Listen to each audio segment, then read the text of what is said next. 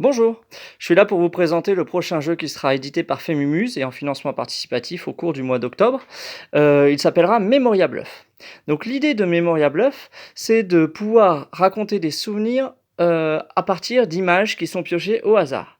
En l'occurrence, les images piochées au hasard pour cette première manche seront escargot, voiture, photographie, pluie, basket et un réseau social.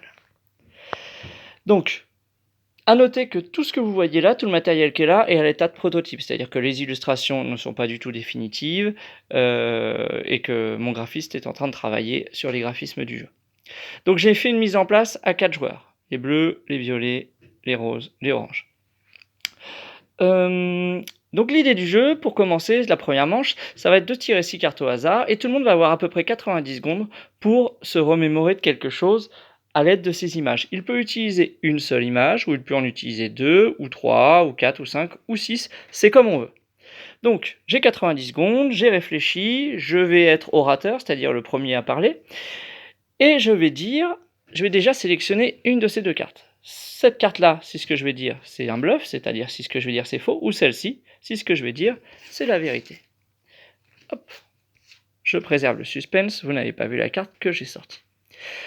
Donc mon souvenir, c'est que quand j'étais à la fac, je me souviens être allé faire du basket avec des amis, et il pleuvait énormément, et du coup on s'était pris en photo après le match pour montrer sur les réseaux sociaux à quel point on était les Warriors. Donc, une fois que j'ai raconté mon souvenir, chaque personne, en commençant par la personne qui est à ma gauche, va pouvoir me poser une question. D'accord, mais tes copains, c'était qui? Je vais leur dire, ils s'appelaient Caro, Nicolas et Florian. La prochaine personne va me poser une autre question, elle va me dire, d'accord, mais tu jouais où? Je vais lui raconter que je jouais à Tours, non loin de la fac. Et puis la dernière personne n'a pas de question à me poser, ou alors elle a déjà son avis, donc elle n'en pose pas.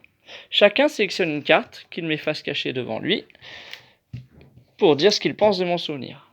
Lui pense que c'est un faux souvenir, celui-ci pense que c'est un faux également, et celui-ci pense que j'ai raconté la vérité, je montre. Et effectivement, c'était faux. Comme j'ai utilisé 4 images dans mon souvenir, toutes les personnes qui ont vu clair dans mon jeu vont marquer 4 points. En revanche, moi je vais marquer 4 points par personne qui s'est trompée, donc 4 points dans ce cas-là, mais 8 points s'il y avait 2 personnes qui s'étaient trompées.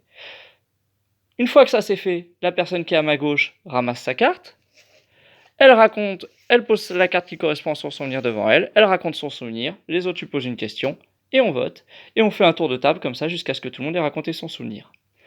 Puis, on passe à la deuxième manche que je vous explique tout de suite. On enlève les 6 images qui nous ont servi pour la première manche, et on en tire une. Le feu. Je suis premier joueur, donc je suis orateur. Je vais raconter que moi j'ai toujours été fan de Koh-Lanta et qu'une fois j'ai mis un bon moment à m'entraîner à faire du feu, et une fois j'ai réussi, mais j'ai plus jamais réussi derrière. Donc là encore une fois, je devais prendre la carte qui correspondait à mon souvenir. Les autres n'ont pas le droit de me poser de questions, ils votent. Et on voit ce que ça donne. Lui pense que c'est faux, lui pense que c'est faux, lui pense que c'est vrai, et c'était faux. Donc il n'y a qu'une seule image à utiliser, mais je vais marquer 3 points par personne qui s'est trompée, donc là je marque 3 points, et tous les autres qui ont vu clair dans mon jeu marquent également 3 points.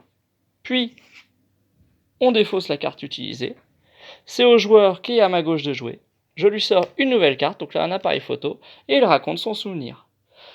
On vote, puis on défausse sa carte, le joueur suivant a sa propre carte, etc.